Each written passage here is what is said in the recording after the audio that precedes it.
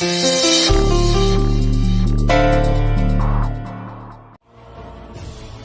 अब हम कहीं और जाकर बस जाएंगे। नहीं दीदी, हम यहाँ से कहीं नहीं जाएंगे। इनसे प्यार रत्ती भर भी कम नहीं हुआ है। मगर अब से हम इस बोझ के साथ जिएंगे कि इस घर में हमारा भी हिस्सा है।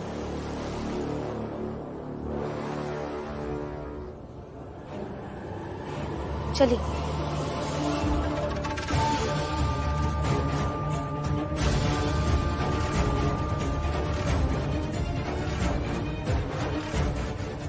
मुझे धक्का दो और अंदर जाओ। क्या कह रही है आप? मुझे धक्का दो और अंदर जाओ।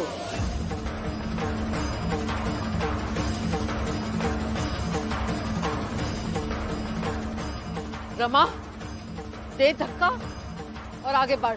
बुआ क्या कह रही है आप? आई, हटिए सामने से। नहीं हटूंगी। अगर तू अंदर जाएगी तो मुझे धक्का देकर जाएगी। हाँ रमा, दे दे धक्का। जीजाबाई को आज समझ में आए कि रिश्ते में बड़ा बनकर छोटों को ठोकर मारने का काम आए तो आज नहीं तो कल छोटे पत्थर समझकर रास्ते से हटा ही देंगे। मार धक्का। रमा, एक बार फिर कह रही हूँ, अगर तुम यहीं रहोगी तो कुछ नहीं सुधरने वाला है। दीदी, हम यहाँ से कहीं नहीं जाएंगे। ठीक है, तुम जाओ, लेकिन मैं नहीं जाऊंगी। आप भी जाएंगे। आज तक जो हुआ सो हुआ, लेकिन आज से एक अलग शुरुआत होगी। ठीक है, तो अपनी सास को मारो धक्का, गिरा दो उसे, फिर करो नई शुरुआत।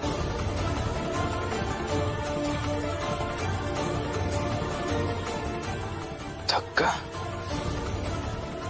नहीं, रमा अपनी सास को धक्का नहीं दे सकती। नहीं भैया। हाँ बाला भैया, लक्ष्मी के साथ हमारा चले जाना सही है। आनंद,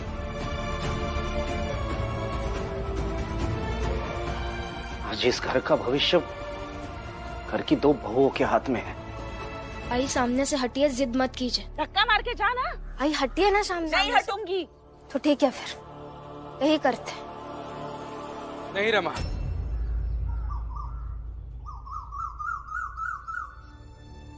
छोड़ो हाथ, छोड़ो।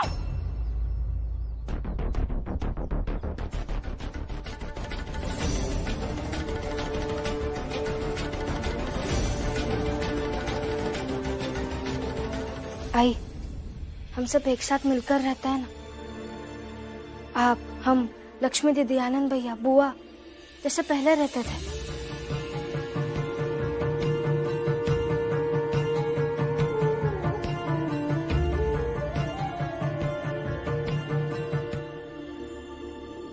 बाला भैया, ये सब आपकी वजह से हो रहा है। आपका बहुत बहुत धन्यवाद। पर हमारा यहाँ रहना बाबा को अच्छा नहीं लगेगा। वो बाबा जब आएंगे तब देख लेंगे। फिलहाल तुम सब लोग यही रहो, मैं चलता हूं। जब देखो खाली काम कर दो समय पे, बस पैसा काम करवा लेगा, पैसा नहीं देगा। ये लोग क्या समझ के रखा, खाली काम कर दो समय पे, पैसा मांगने जब पैसा नहीं। इन लोगों को समझ में कुछ नहीं आता। हितेश काका, हाँ, आप भी भूत की शरण में आ जाइए। बुद्धम शरणम गच्छामि का जाप कीजिए, इससे आपका मन शांत होगा और आप भी भीम भैया की तरह अच्छी बातें करने लगोगे। हितेश काका, हाँ, हाँ?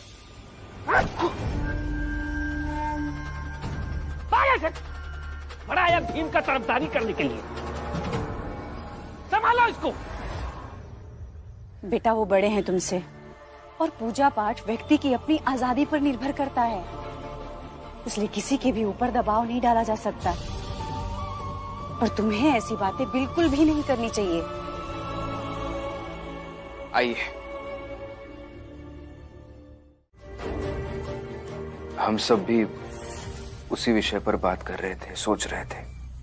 नहीं मालिक, मैं तो बस ये पूछने आई थी कि आज खाने में क्या बनाऊं।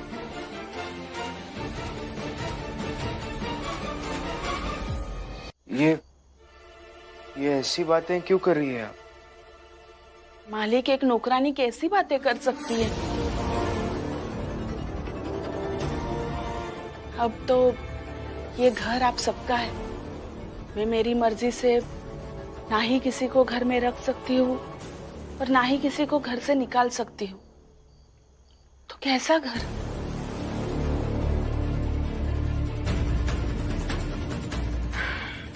छोड़िए वो सब, आप मुझे बताइए ना, मैं क्या बनाऊं खाने में? आई, हमें माफ कर दीजिए।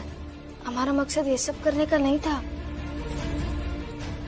और ना तो हमारा मकसद आपका अपमान करने का था, बल्कि हमने तो आपका मान रखा है। देखिए, बहुत रात हो रही है, मुझे खाना भी बनाना है। आप मुझे बताइए ना, मैं क्या बनाऊं खाने में?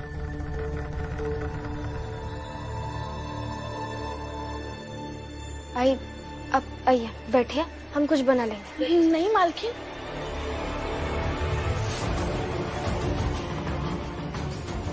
आई, ये क्या कर रही है आप? पैर छोड़िए। गुस्सा मत होइए मालकिन, आप सिर्फ बता दीजिए, मैं बना दूंगी खाना।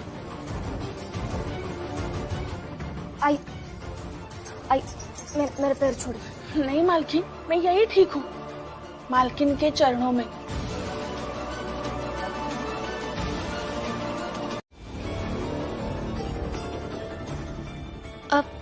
अब जाइए, कल आपकी परीक्षा है, आप परीक्षा की तैयारी कीजिए।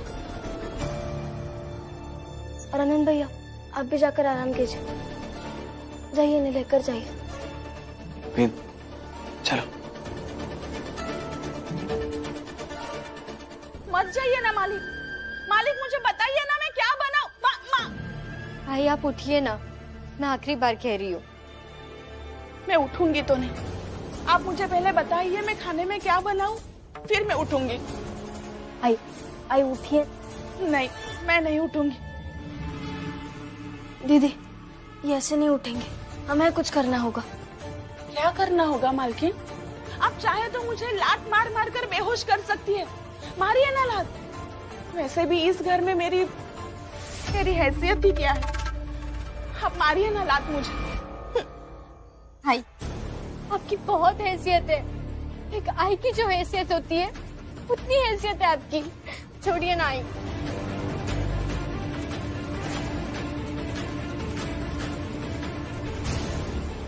रमा, तुम अंदर जाओ और खाना बनाओ, मैं के साथ बैठती हूँ। जानता हूँ, सब ठीक हो जाएगा। मैं ये सोच रहा हूँ, आज जीवन में पहली बार ऐसा हो रहा है कि भीम की परीक्षा हो रही है और उसे मैं देख नहीं पा रहा हूँ कि वो पढ़ाई कर रहा है या नहीं। पढ़ ही रहा होगा बाबा, भीम है वो, पढ़ाई के साथ बेईमानी नहीं करेगा।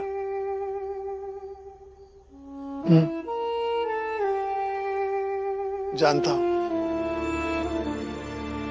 लेकिन इतने सालों से उसकी जब भी परीक्षा होती थी तो उसके लिए मैं रात रात भर जगता था। सोचो, मैं तुम्हें सुबह 4 बजे पढ़ाई के लिए जगा दूंगा। उसके लिए बीच बीच में हल्दी का दूध देता था ताकि उसे पढ़ाई करते वक्त नींद ना आए। भीम को जब भी पढ़ाई करते हुए देखता हूं ना, एक सुकून मिलता है, एक खुशी मिलती है। लेकिन आज उसे मैं पढ़ाई करते हुए नहीं देख सकता। बस उसी बात की थोड़ी सी बेचैनी है, बाकी सब ठीक है।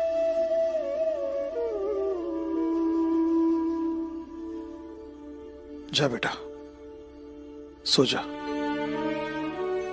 रात बहुत हो गई है।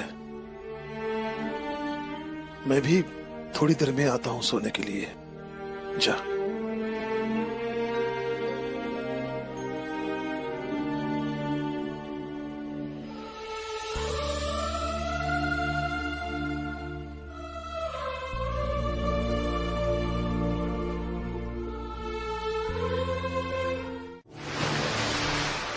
ये पत्थर भी डालो।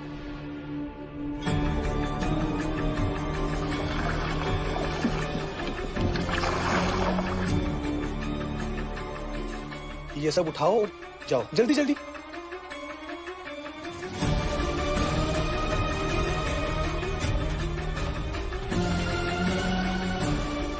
ये तू क्या करने की कोशिश कर रहा है? बस ये समझ लीजिए कि भीमराव के रास्ते में राहु केतु बिछा रहा हूं।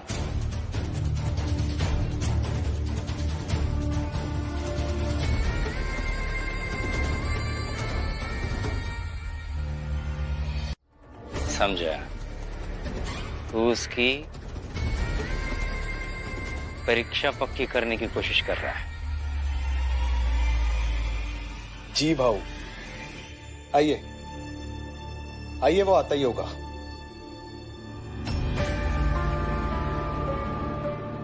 आज पहली बार ऐसा हो रहा है कि मैं परीक्षा देने जा रहा हूं और बाबा का आशीर्वाद नहीं ले पाया।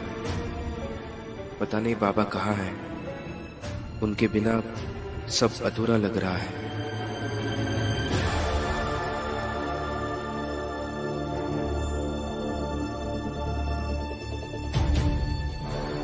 आओ भीमराव, कॉलेज जाने वाला रास्ता भी तेरी परीक्षा में बैठने की राह देख रहा है।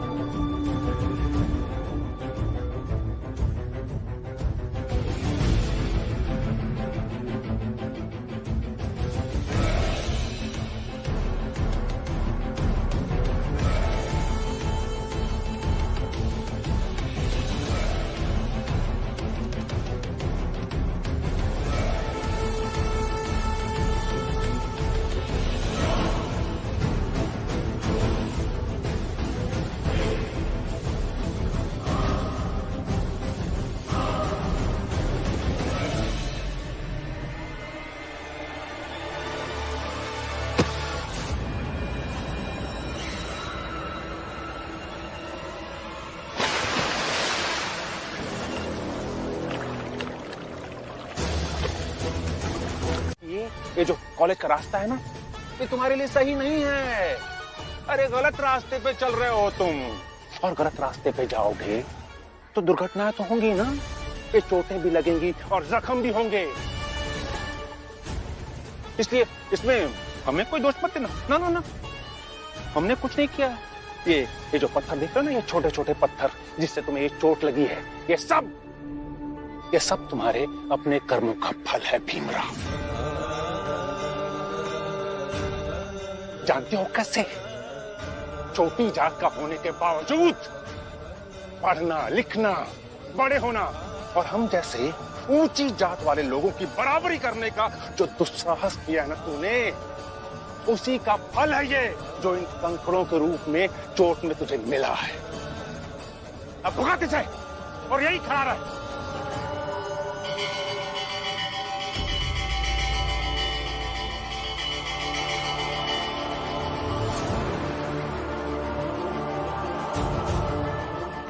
महिपाल, तेरी परीक्षा का समय हो गया है। जी भाऊ।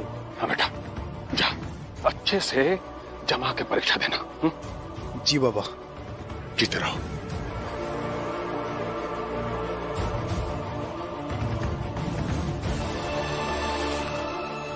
अब यहीं पड़े पड़े सड़ते रहो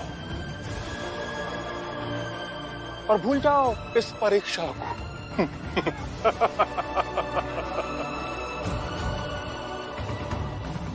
चल बेटा।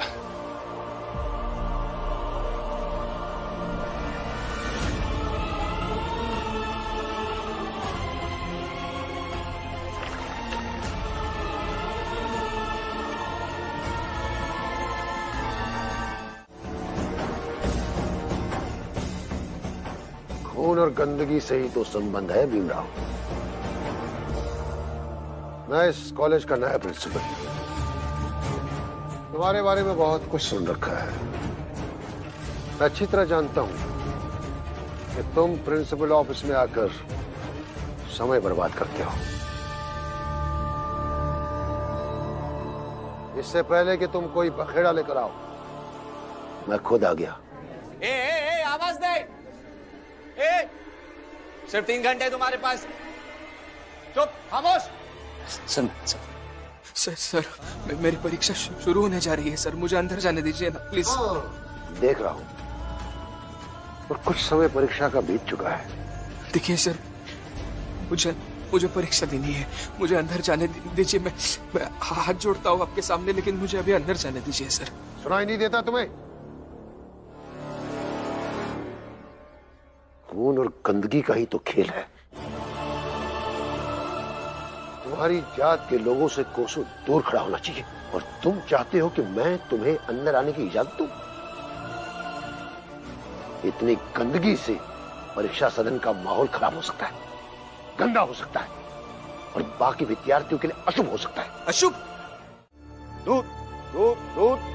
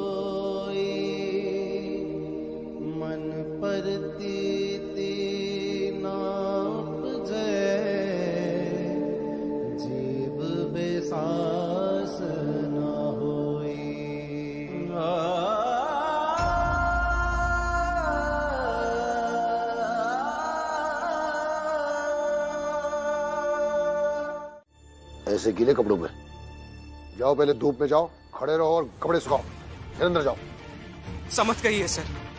देखिए समय निकल जा रहा है, अगर मैं अंदर नहीं जाऊंगा तो मैं पूरा पेपर खत्म नहीं कर पाऊंगा, मैं पूरी परीक्षा नहीं दे पाऊंगा, मेरे अंक कम आ जाएंगे सर, जाने दीजिए ना। तुम चाहे फेल हो जाओ, लेकिन जब तक तुम्हारे कपड़े सूखेंगे नहीं, मैं तुम्हें अंदर नहीं जाने दूंगा। तो आ गए सूखे कपड़े।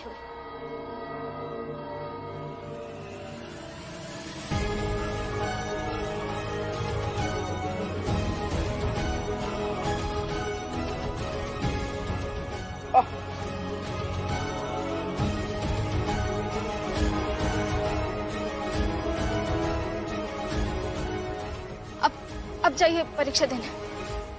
ये जो कपड़े देख रहे हैं वो सूखे, और वैसे भी इन्हें इससे क्या फर्क पड़ता है कि आपने अंदर गीले कपड़े पहने। आपको ठंड लग सकती है, आप बीमार हो सकते हैं, कि अंदर के तकलीफ से इन्हें कोई मतलब नहीं।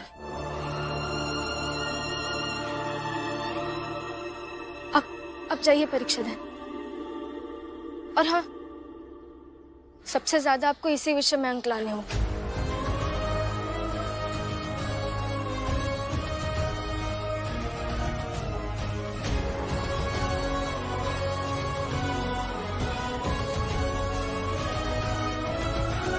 यहाँ खड़ी नहीं रह सकते हो। हाँ, मैं जा रही हूँ, बस आप एक बार उन्हें अच्छे से देखिए। क्या अच्छे से देखूं? जिसकी हैसियत जमीन पर बैठने की है, उस जमीन पर बैठ के ही परीक्षा दे रहा। सर, आप प्रिंसिपल हैं, आपकी इज्जत मेरे पति भी करते हैं और मुझे भी करनी चाहिए, मगर फिर भी मैं खुद को बोलने से नहीं रोक पाऊंगी। जमीन पर मेरे पति नहीं बैठे, बल्कि जमीन तक आपकी सोच और आपकी नैतिकता पहुंच गई है। और अगर सभ्य समाज के शिक्षक की सोच ऐसी हो जाएगी तो खतरा मेरे पति को या हमारी जात से ज्यादा इस समाज को है। अरे कोई धक्के मार कर से बाहर निकालो। सर, आप इसके साथ ऐसे नहीं कर सकते। एक स्त्री को आप मेरे सामने अपमानित नहीं कर सकते हैं, और अगर आपने इसके लिए एक भी अपमानजनक शब्द का प्रयोग किया तो न सिर्फ मैं त्यागपत्र दे दूंगा, बल्कि इसके कारण मैं सारे घटनाक्रम को विस्तार से वर्णित करूंगा, और फिर आप तो जानते हैं कि आपकी नौकरी भी जाएगी। देखता हूं ये भीमराव स्नातक की परीक्षा कैसे पूरी कर पाता है, कैसे पास करता है।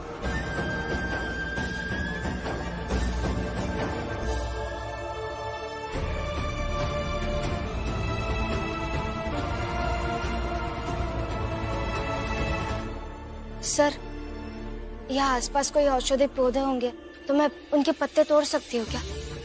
दवा बनानी है, उन्हें चोट लगी है ना, दर्द हो रहा होगा। जैसे ही परीक्षा खत्म हो जाएगी दवा लगा दूंगी। रमा, पत्ते तोड़ने में मैं भी तुम्हारी सहायता करता हूँ। कई बार भीमराव को चोटिल होने से मैं नहीं बचा पाता।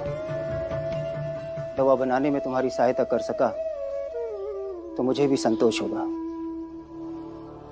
आओ।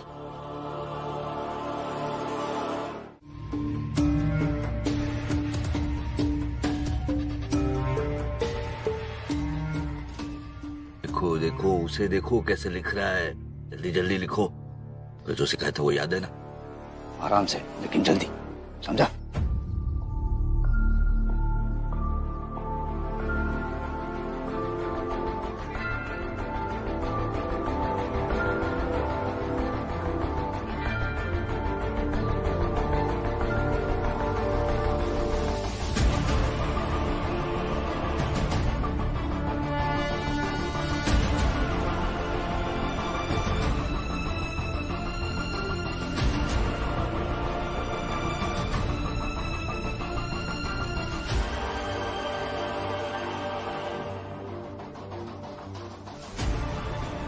अरे किसी को और लिखना है क्या? नहीं।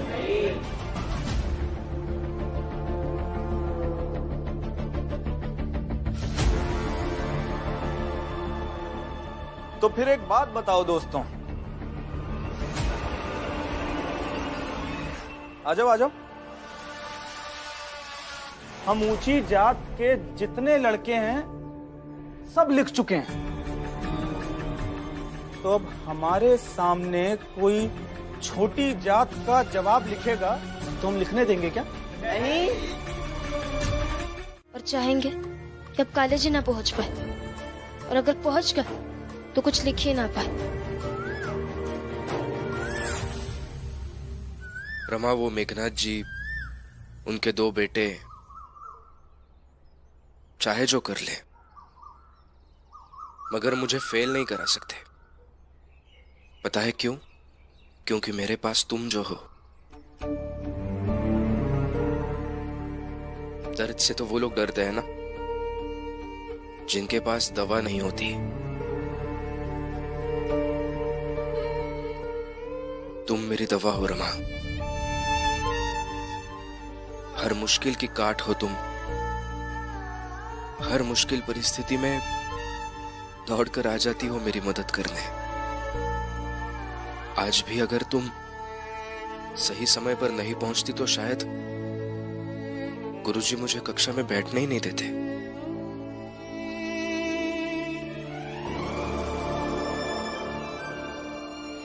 जब मेरी डिग्री आएगी तब उस पर कुछ अंक लिखे होंगे, लेकिन उस डिग्री पर यह नहीं लिखा होगा कि उन अंकों में से आधे अंक तुम्हारा साथ और विश्वास के कारण मिले हैं। हर मुश्किल परिस्थिति में, हर संघर्ष में, मेरी हर जीत में कंधे से कंधा मिलाकर खड़ी होती हो, मेरे लिए लड़ती हो, मेरी जान बचाती हो। लोगों को तो सिर्फ मेरी जीत दिखती है। लोग मेरा अभिनंदन करते हैं, लेकिन किसी को यह नहीं दिखता कि उस जीत में, उस संघर्ष में तुम्हारा भी योगदान उतना ही रहा है जितना मेरा योगदान था। या फिर ये कह लो कि हर जीत में तुम्हारा योगदान मेरे योगदान से भी बढ़कर होता है। मेरे हर संघर्ष में, हर जीत में तुम्हारा तप, तुम्हारा बलिदान होता है रमा।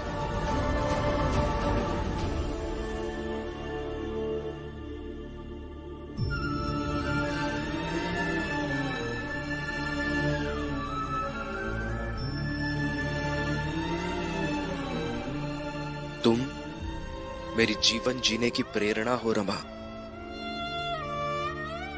Thank you.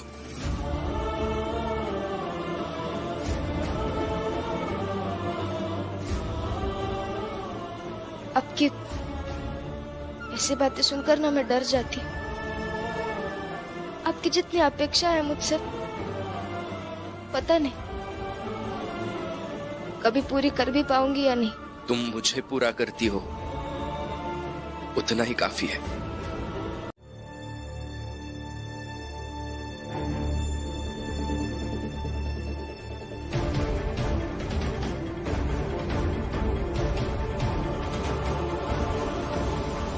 रमा, मुझे ऐसा लगता है कि बाला भैया को पता है बाबा कहाँ है।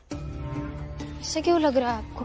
क्योंकि हम जब भी बाबा के बारे में बात करते हैं तो बाला भैया उतने परेशान नहीं दिखते जितने हम दिखते हैं। पापा मिल जाएंगे तो अच्छा ही है फिर। चलो।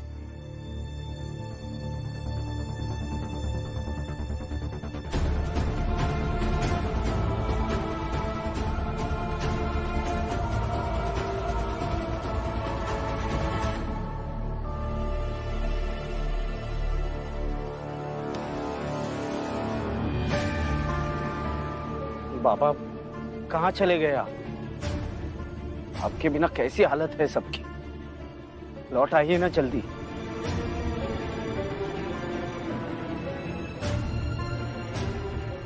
देखिए, बाला भैया को भी पता नहीं है बाबा कहाँ है। चलिए घर। चलो। भीम, आखिर तुम्हारा बड़ा भाई सब जानता कि तुम कब, कैसे, क्या सोचते हो और क्या कर सकते हो। इसलिए मुझे अंदाजा था कि किसी दिन तुम मेरा पीछा करते करते बाबा तक पहुंचने की कोशिश जरूर करोगे।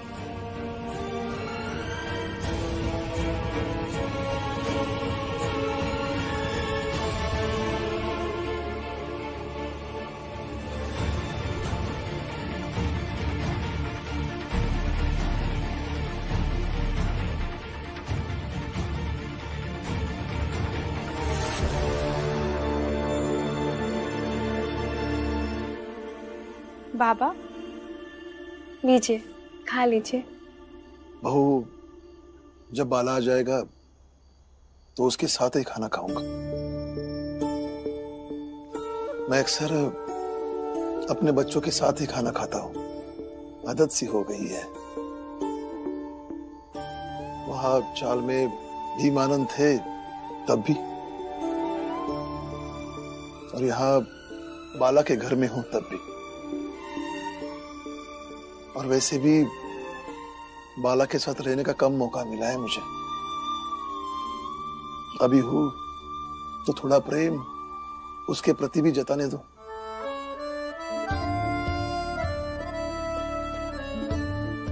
बहू, बाला को गुस्सा जल्दी आता है, लेकिन कभी कभी ऐसा लगता है कि इस कहानी में मैं तो रहूंगी नहीं,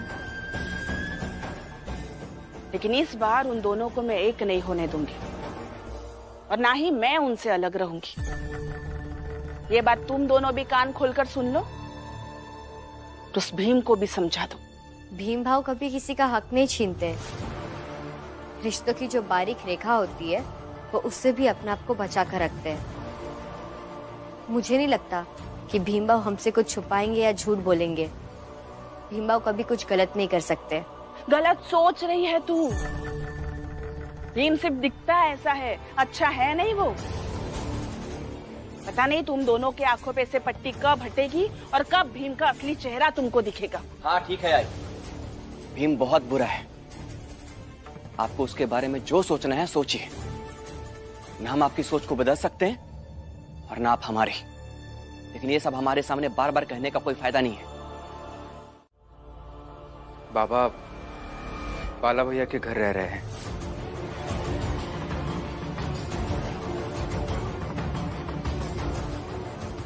घर का बड़ा बेटा अगर कुछ साल के लिए कहीं चला जाए तो ना तो उसका ओहदा खत्म होता है, ना ही उसकी हैसियत और ना ही उसका हक। फिलहाल बाबा यहाँ नहीं है तो इस घर को अब मैं संभालूंगा। मैं कुछ काम निपटा कर आता हूँ और जब तक मैं लौटूंगा तब तक मुझे इस घर का हर सदस्य घर के अंदर मिलना चाहिए। अब इसे धमकी समझिए, निवेदन समझिए या मेरा हक समझिए, जिसे जो समझना है समझिए। अच्छा, मतलब इसलिए बाला बड़ा भाई बनकर यहाँ आया था।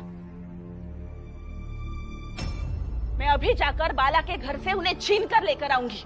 छीनने की क्या जरूरत है?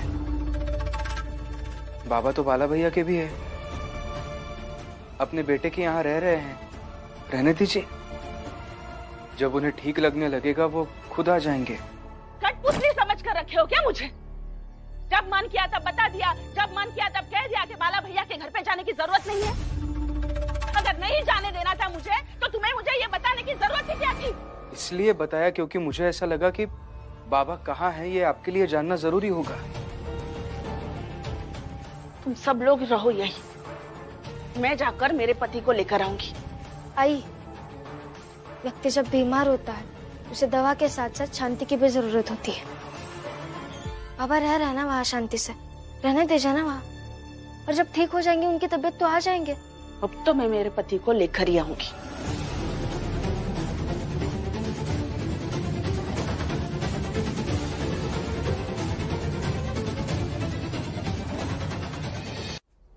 भाई को बताना जरूरी था क्या? बाबा बाला भाई के घर पे आराम से रह रहे थे ना, अभी आई जाकर वहां पे लड़ाई करेंगे और बहस करेंगे वो सोलक। देखिए आनंद भैया, मैंने जो कुछ भी किया वो सही किया। हाँ, ये मैं जानता हूँ कि समस्या थोड़ी बढ़ जाएगी, लेकिन मुझे ऐसा लगा कि जीजाबाई जी को ये बताना जरूरी है कि बाबा कहाँ हैं। वो मैंने मेरा कर्तव्य समझा और मैंने मेरा। बाला, जाने दो मुझे। क्यों अपने जीवन को जीजाबाई के नौटंकी के साथ जोड़ रहे हो? तुम जैसे वैसे रहो, मुझे मेरे हाल पर छोड़ दो। मैं जीजाबाई से निपट लूंगा। नहीं बाबा, करुणा गई है ना बाहर, उसे जो करना है करने दीजिए। वो जो भी करेगी सही करेगी, बस आप नहीं जाएंगे। बाला, तुम समझने की कोशिश करो, ये जीजाबाई कुछ भी कर सकती है। तो आज समझ लेते हैं ना कि वो सच में क्या कर सकती है, लेकिन आप कहीं नहीं जाएंगे बस। देख तुम बाबा, मैंने कहा ना आप नहीं जाएंगे। ये निकल हाथ तेरा। आई, जिद छोड़िए और जाइए यहाँ से।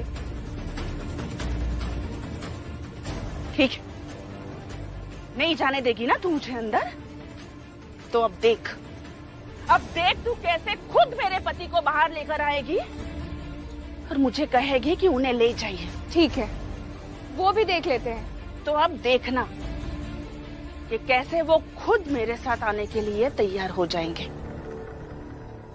आती हूँ मैं।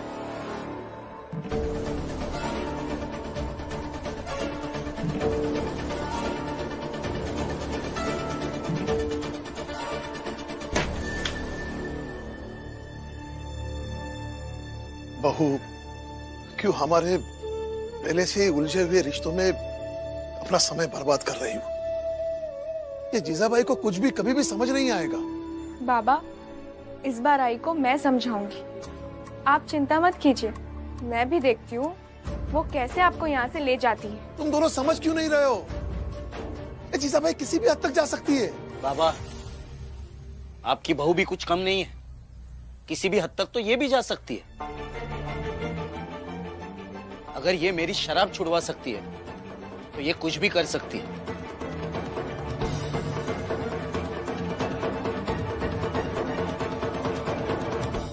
देखिए डलिया अम्मा, मैं आपकी भावनाओं का सम्मान करता हूँ, मगर आप मेरे आत्मविश्वास को मत तोड़िए। भीम, हम सब समझते हैं तुम्हारी बातों को, और जीजाबाई जैसी औरतें आग नहीं लगाती।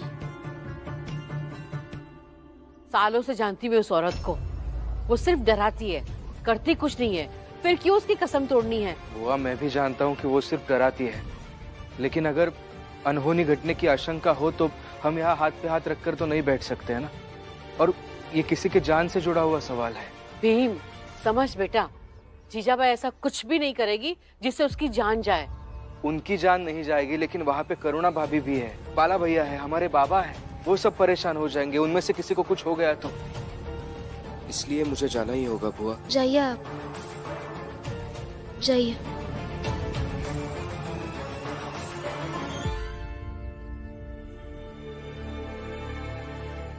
और रमा तुम नहीं जाओगी? नहीं बुआ, वो सारी दुनिया क्या है, पर मेरी दुनिया तो वही है ना। और मुझे विश्वास है कि उनके रहते किसी को कुछ नहीं होगा। ये लो जीजाबाई।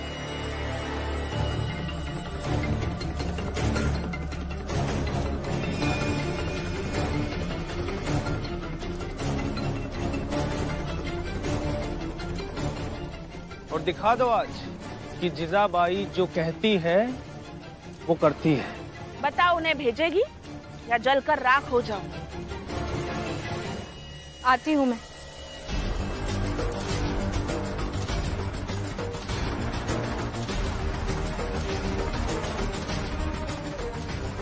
जीजाबाई हारना नहीं, आखिर एक बहू होकर तुम पर रौब चला रही है। मतलब जीजाबाई किस किस के सामने झुकेगी? और हर किसी के सामने झुकेगी तो कैसे चलेगा जीजाबाई? पता नहीं अब ये आई क्या क्या करेगी। बाबा जाइए, आप ही संभालिए। नहीं, रुक जाइए, एक बार मुझ पे भरोसा करके देखिए, वो कुछ नहीं करेंगी ऐसा। ये जीजाबाई पागल औरत है, ये खुद को जला लेगी, मुझे जाने दो।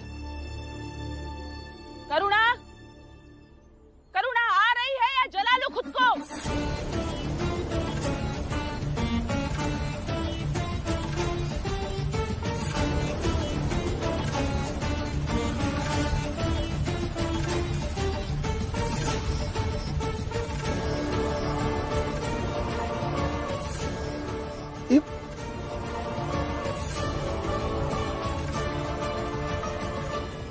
भीम मैं ये समझ नहीं पाता हूँ कि जीजाबाई काकी की इतनी चिंता क्यों हो रही है तुम्हें?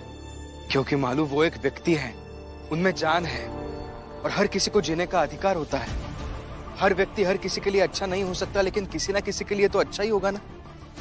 और याद रखना, हर जान की एक कीमत होती है। इसलिए मैं जीजाबाई जी को नहीं, उनकी जान को बचाने जा रहा हूँ।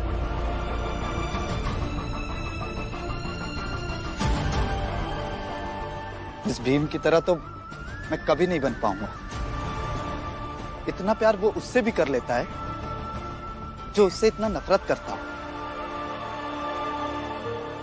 धन्य हो भीम, धन्य हो। करुणा आएगी बाहर या आग लगा लो खुद को?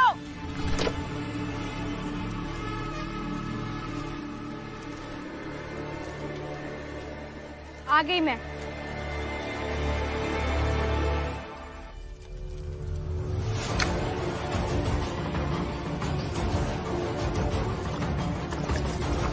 पागल मत बनिए आप। ये क्या किया तुमने? हिम्मत कैसी हुई तुम्हारी? जीजाबाई,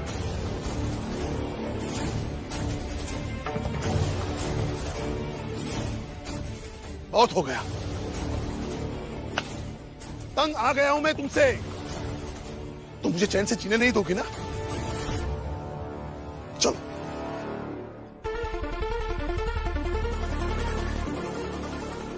रुकिए,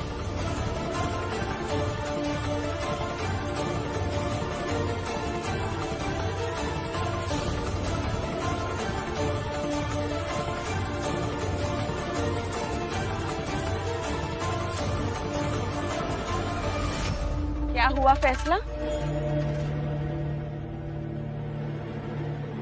जीजाबाई अपने पति को लेकर जा रही है, इसका मतलब जीजाबाई जीत गई।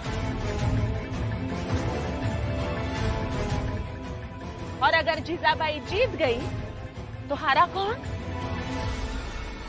सोच लेना।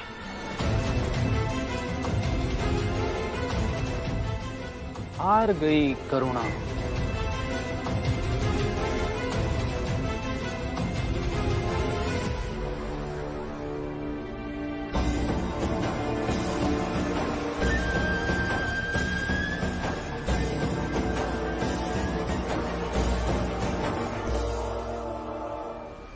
मिल गई शांति? ये सब तुम्हारी गलती है। ना तुम आई को कुछ बताते और ना ये सब तमाशा होता। लेकिन तुम तो किसी की सुनते ही नहीं। बाला भैया, भीम सुनने के लिए नहीं बल्कि सुनाने के लिए पैदा हुआ है, क्योंकि भीम कभी गलत हो ही नहीं सकता। ये सही है। हमेशा एक पैरवी करने वाला साथ लेकर चलते हो ताकि हमेशा खुद को सही साबित कर सको, है ना?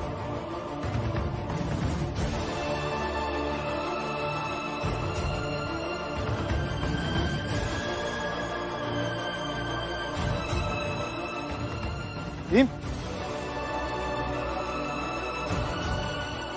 और तुम? क्या जरूरत है ये सब नौटंकी करने की?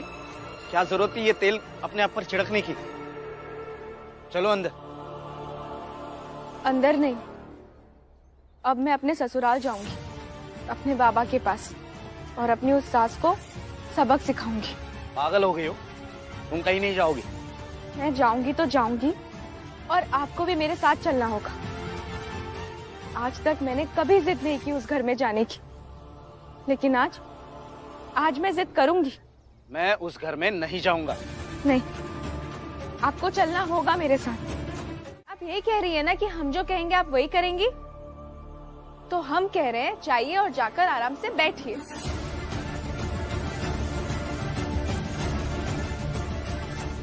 जीजाबाई, जब अपने आप को नौकरानी मान ही रही हो तो नौकरानी मानकर इनकी बात भी मान ले और चुपचाप आराम से बैठ जा।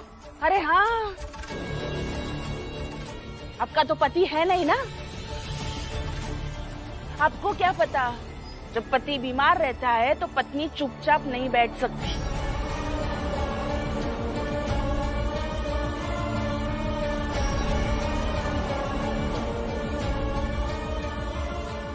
मुझे काम ढूंढने जाना होगा।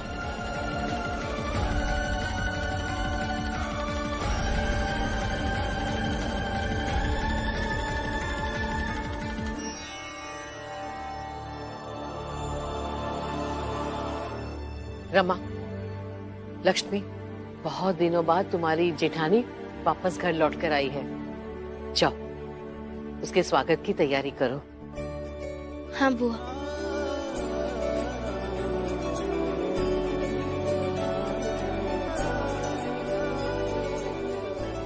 सदा सुहागन रहे।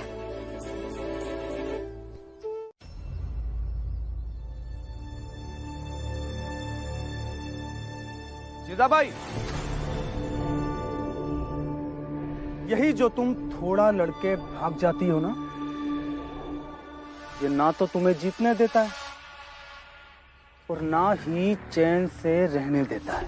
अरे जीजाबाई, भीमराव से इतना तो सीखा होगा कि जीतने के लिए लड़ते रहना जरूरी है, भागना नहीं। क्या लड़ती रहूं? पहले सिर्फ वो रमा लक्ष्मी थी, अब वो करुणा भी आ गई।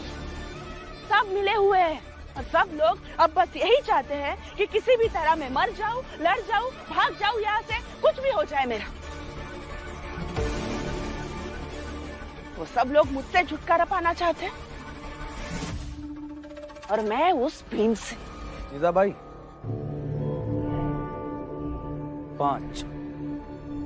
5 विषय और हैं और भीमराव एक भी विषय में फेल हुआ तो फेल। मैं जानता हूं तुम भीमराव से कभी नहीं जीत पाई, हम भी उससे कुछ खास नहीं जीत पाए, मगर इस बार भीमराव एक भी विषय में फेल हुआ तो हम उसे शिक्षा में हराएंगे और ये उसकी सबसे बड़ी हार होगी। मगर जीजाबाई, इसके लिए हम सबको साथ आना होगा।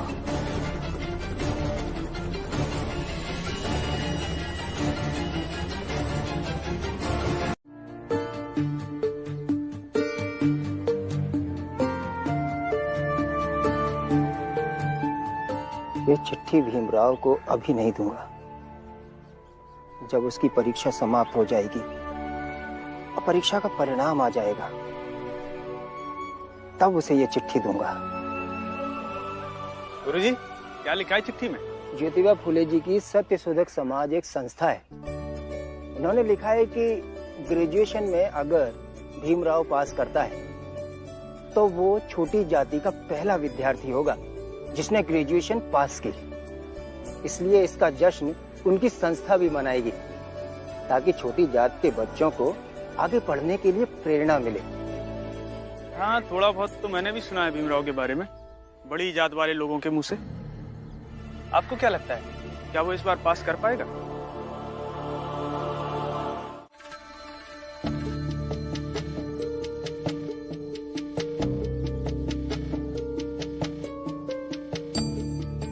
बाला भैया, इस घर में आपको रहना है या नहीं रहना? फिलहाल इस विषय पे अभी कुछ भी मत कहिए। क्यों कुछ मत बोलूं? मुझे सच में यहाँ नहीं रहना है। वो तो करुणा मुझे यहाँ जबरदस्ती ले आई। नहीं रहना मुझे यहाँ। हाँ ठीक है, मत रहिए, लेकिन अभी कुछ मत बोलिए, नहीं तो भीम परेशान होगा। भीम की परीक्षा खत्म होने दीजिए, इसके बाद आपको जो अच्छा लगे वो कीजिए, लेकिन अभी कहीं मत जाइए बाला भैया। इसका मतलब मैं तब तक यही रहूं? अगर आप नहीं चाहते हैं कि भीम स्नातक परीक्षा में पास करे तो आप जाइए, आपकी मर्जी है। नहीं, मैं ऐसे क्यों चाहूंगा?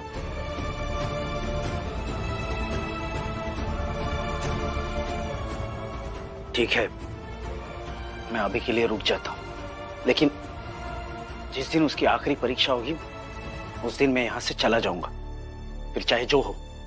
ठीक है।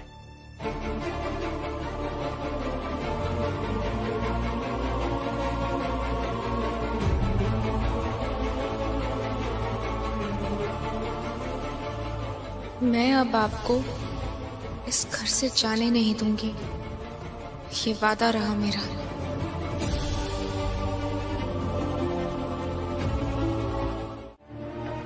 अपने आप को पास करने पे ध्यान दो, भीमराव के फेल होने के बारे में मत सोचो।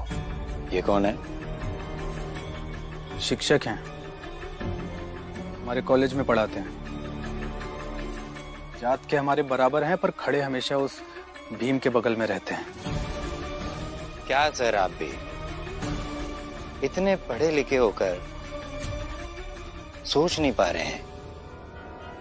वो भीम पास कर जाएगा तो डिग्री लाने भीम और मेरा भाई दोनों एक साथ खड़े हो जाएंगे। ये ठीक लगेगा क्या कि दो अलग अलग जात के लोग एक साथ खड़े हों? जात की प्रतिष्ठा का नाश होगा तो आपको बुरा नहीं लगेगा? तो शिक्षक हैं आप, प्रतिष्ठा का मतलब आपसे ज्यादा कौन समझ सकता है? तुमने सही कहा, इसीलिए मैं समझ पाता हूं कि योग्यता किसी जात की धरोहर नहीं होती, और जिसमें योग्यता होती है ना, प्रतिष्ठा भी उसी को मिलती है। इसीलिए महिपाल, भीमराव को फेल करने के बारे में सोचने के बजाय भीमराव के बराबर योग्यता हासिल करो। वो तो परीक्षा का परिणाम बता देगा कि आपका शिष्य कितना योग्य है, क्योंकि इस बार भीमराव फेल होगा। चलिए बाबू।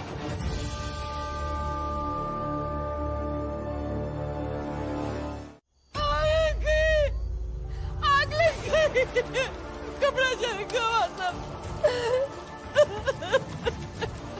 कपड़ा जल गया, कपड़ा जल गया। किस्मत ही खराब है, बड़े प्रयास के बाद तो एक घर से कुछ कपड़े मिले थे, वो भी जल गए। अब क्या करोगी, कैसे भरपाई करोगी इसकी? किस्मत खराब है या तुम लोगों ने जला दिया? अरे मैंने कुछ नहीं किया, मैं जब यहाँ आया तो जल रहा था, और फुलिया ने भी तो देखा है कि जब मैं कमरे से निकला उससे पहले से ये जल रहा था। आपने नहीं तो जोकू काका ने जला दिया होगा, सब समझते। कि आप लोग क्या कर रहे हैं। लेकिन मुझे बताइए, ऐसी क्या दुश्मनी है आप लोगों की कि किसी को आगे बढ़ते हुए नहीं देख सकते हैं आप? भीमराव, ऐसा है कि जोखू शाम से मेरे कमरे में सोया हुआ है और बस जोखू ने किया है, इस बात को आधार बनाकर कोई जोखू को अपराधी नहीं बना सकता है। लेकिन मैंने देखा था, जब कपड़े सूख गए थे तो फुलिया काकी ने उन कपड़ों को अंदर रख दिया था, तो ये कपड़े जले कैसे?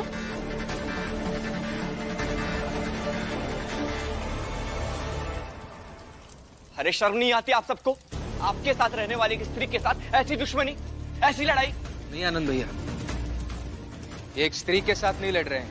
ये सब इसलिए कर रहे हैं ताकि इनके पुरुष होने की फर्जी महानता को विजेता बना सके। और वो बेचारी पुलिया काकी जीवन के संघर्षों से लड़ाई लड़ रही है। एक बात याद रखिए हितेश काका, जब लड़ाई लड़ने का कारण ही गलत हो तो नतीजा और परिणाम कभी सही नहीं आ सकता। मुझे नींद आ रही है, मैं सोने जा रहा हूं, तुम सब देख लो।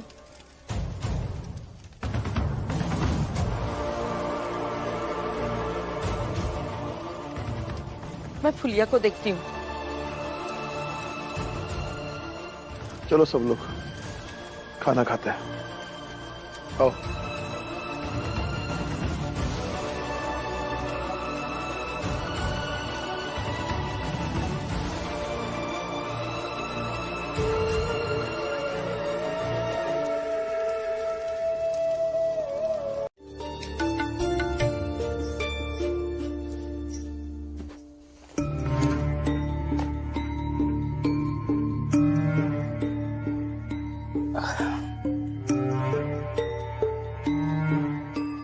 तुम सो जाओ, मैं यही बैठे बैठे पढ़ता रहूंगा।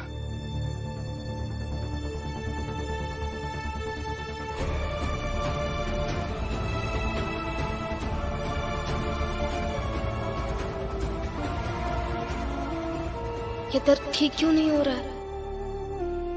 रमा, किसी तरह सो जा, वरना अगर इन्हें पता चल जाएगा ना तो इनका ध्यान भटक जाएगा।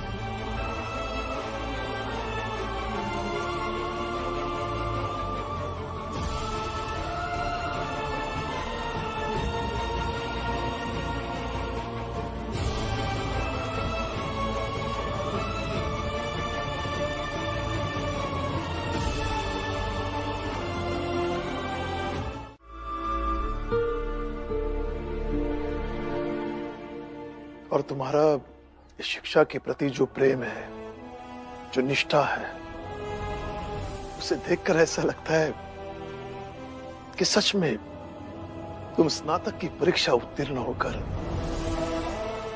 हमारी जात के लिए एक उदाहरण बन जाओगे।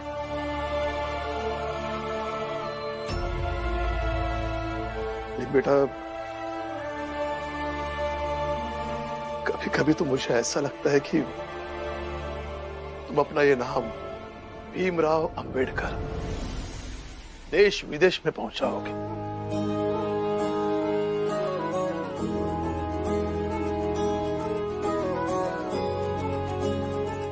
एक दिन ऐसा आएगा कि पूरे देश में नहीं, पूरे विश्व में तुम भीमराव अंबेडकर नाम से जाने जाओगे।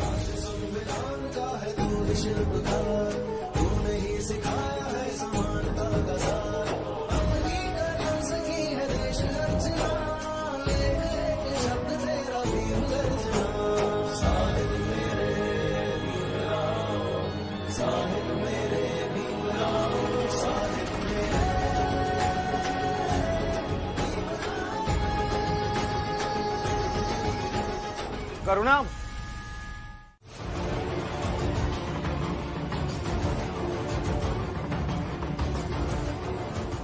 क्या करिए, छोड़िए ना। हाँ तो ले ना, बोल इसे लेने, खोल मुट्ठी और ले दवा। क्या कर रही है आप ये? दीदी छोड़ दीजिए, नहीं खानी है दवाई। नहीं रमा, अब मैं ये दवा लेकर रहूंगी। ले।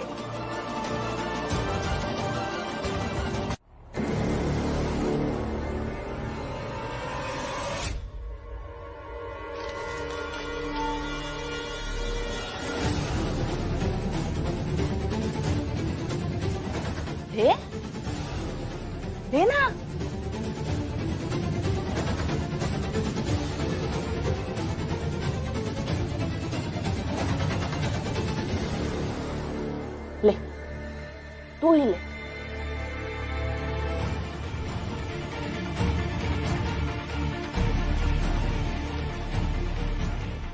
अब मैं भी देखती हूँ बिना दवा के तू ये दर्द कितनी देर तक सह सकती है।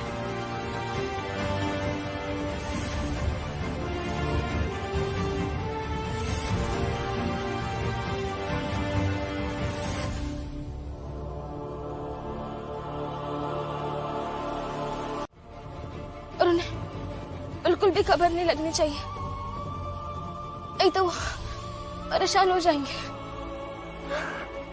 नहीं, रमा को कुछ हो जाए और भीम को खबर ना हो, ऐसा कभी नहीं हो सकता।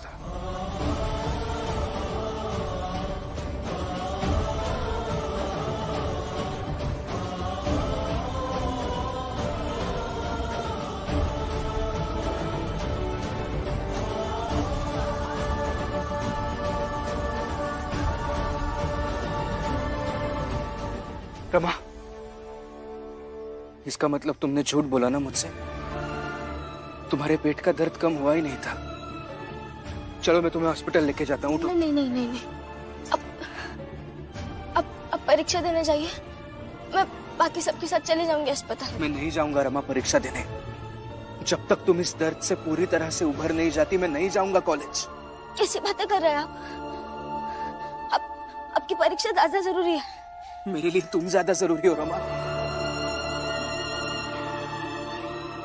देखो रमा, आज तक तुमने बहुत त्याग किया है, अब भीम के त्याग की जरूरत है। तभी तो समझ आएगा कि पति और पत्नी का बराबरी का होना चाहिए का भाषण देने वाले भीम और उसके पत्नी में कितनी बराबरी है।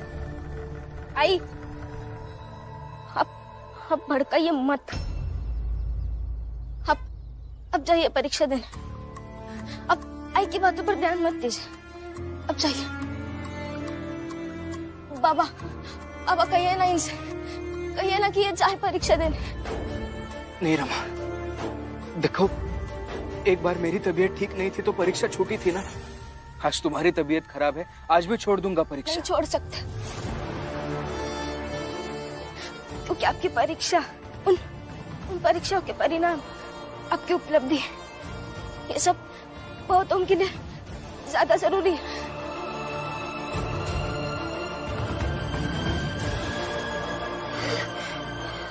शायद मेरी दवाई से भी ज्यादा जरूरी है। और आप ही कहते हैं ना कि भीमराव अंबेडकर सिर्फ रमाबाई के नहीं है, वो सबके हैं। तो जो सबके होते हैं वो किसी एक के दर्द के लिए रास्तों पर रुक नहीं जाते।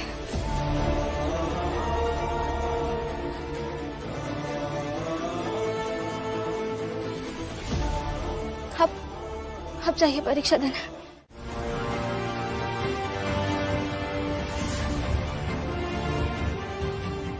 और भीम, आज तो हम नीचे बैठ गए और तुम्हें भी नीचे अपने बराबर बैठने नहीं देंगे।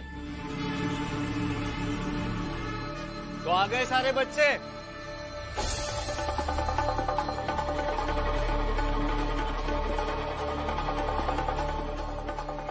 सर, ये लोग मुझे कहीं पर भी बैठने नहीं दे रहे हैं। क्या करूं मैं? इसमें करना क्या है भीम? वैसे भी तुम बिना कारण परीक्षा देने आए हो। तुम्हें तो पहले ही कहा है कि ये पढ़ाई लिखाई तुम्हारे बस की बात है नहीं। अब ये परीक्षा कैसे देनी है ये तुम ही देख लो।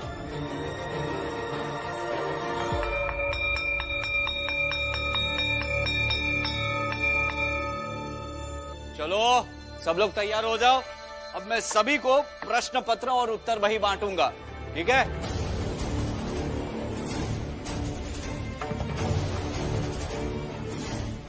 देखिए, मैं आप सबसे कह रहा हूं, मुझे बैठकर परीक्षा देने दीजिए, नहीं तो मैं सारे प्रश्न पत्र और कॉपियों को छू लूंगा। तो ये सब आपके लिए अशुद्ध हो जाएगा और मेरे छुए हुए प्रश्न पत्रों से आप सब परीक्षा तो नहीं दे पाएंगे। भीमराव, हम सब तो डर गए। क्यों दोस्तों? ऐसी नौटंकी से डर नहीं जाएंगे हम। सर देखिए, देखिए कैसे जबरदस्ती कर रहा है ये भीमराव। बस महिपाल जी, शुक्र मनाइए कि मैंने इन प्रश्न पत्रों को छूने की बात करके परीक्षा देने का रास्ता ढूंढ निकाला है, वरना तरीके बहुत सारे हैं मेरे पास। अनुमान है तुम्हें कि तुम अपने शिक्षक के सामने धमकी भरी भाषा में बात कर रहे हो?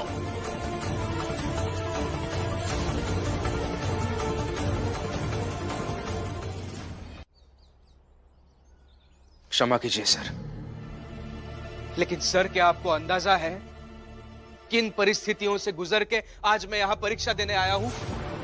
मेरी पत्नी रमा बीमार है, उसके पेट में दर्द हो रहा है। वो बेचारी रात से दर्द सह रही है, मुझे बिना बताए, इसलिए ताकि अगर मुझे पता चलता तो परीक्षा में बाधा आ जाती। लेकिन अब रमा का दर्द मेरे अंदर गुस्सा पैदा कर सकता है सर, और गुस्से में अपने हक के लिए मैं कुछ भी कर सकता हूं।